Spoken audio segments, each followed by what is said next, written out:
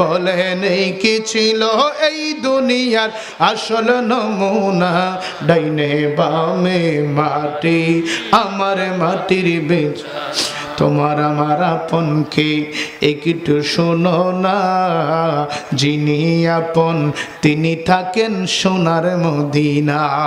ঠিক কিনা বলো? আমার নবী ছাড়া আমার আপনার কোনো আপন আছে? যত আপন দেখেন কেউ আমার আপনার সাথে কবরে যাবে।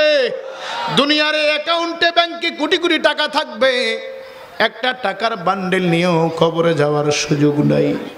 হে মুসলমান, আজকে আমার নবী চিনলা না, আল্লাহ চিনলা না, আল্লাহর কথাগুলি মানলা না, দুনিয়া দুনিয়া বলে সময়টা শেষ করে দিলে, কালো কালো দাড়িটা সাদা বানায়া দিলে, গায়ের শক্ত চামড়াটাকে নরম বানায়া দিলে, সুন্দর চেহারাটাকে একেবারে বৃদ্ধ বানায়া দিলে, দুনিয়ার চিন্তা করতে করতে সময়টা অতিবাহিত করে দিলে।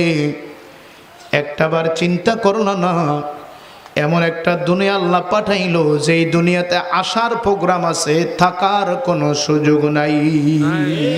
ঠিক কিনা বলেন? আরে মুসলমান, যেই দুনিয়াতে আসার সিরিয়াল আছে, যাওয়ার বেলায় কোনো সিরিয়াল। দাদা থাকে নাতিরা আসে কবরে যায়, বাবা থাকে সন্তান কবরে চলে যায়। দুনিয়া থাকার জায়গা না, দুনিয়ার কেউ আপনার আপন হবে না। যিনি আমার আপনারা আপন তিনি অন্য কেউ না, তিনি আছেন সোনার মদিনায়। ঠিক কিনা বলেন?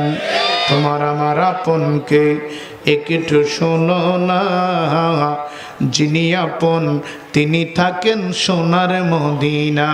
ঠিক না ঠিক? আরে ওই নবীজির কাছে যেতে হলাম রওয়ানা, বলেন ওই নবীজির কাছে যেতে হলাম রওয়ানা, ডাইনে বামে মাটি আমার মাটির, এই দুনিয়ায় অল্প দিনের থাকার জায়গা না, শত চেষ্টা করে আমি থাকতে পারবো না। ঠিক কিনা বলো? আমার সময় শেষ হইয়া গেলে করব রওয়ানা, আমার সময় শেষ হইয়া গেলে করব রওয়ানা, ডাইনে বামে মাটি আমার মাটির বীজ, আমি মরে গেলে আমায় তোমরা বইলা যাইও না, আমি মরে গেলে আমায় তোমরা বইলা যাইও না, ডাইনে বামে মাটি আমার মাটির বীজ। এ মুসলমান গভীর মনোযোগ। মহিলা ডেকে বলে, হুজুর গত রাত মেয়েটাকে ছাড়া একা একা রাত্রি যাপন করলাম,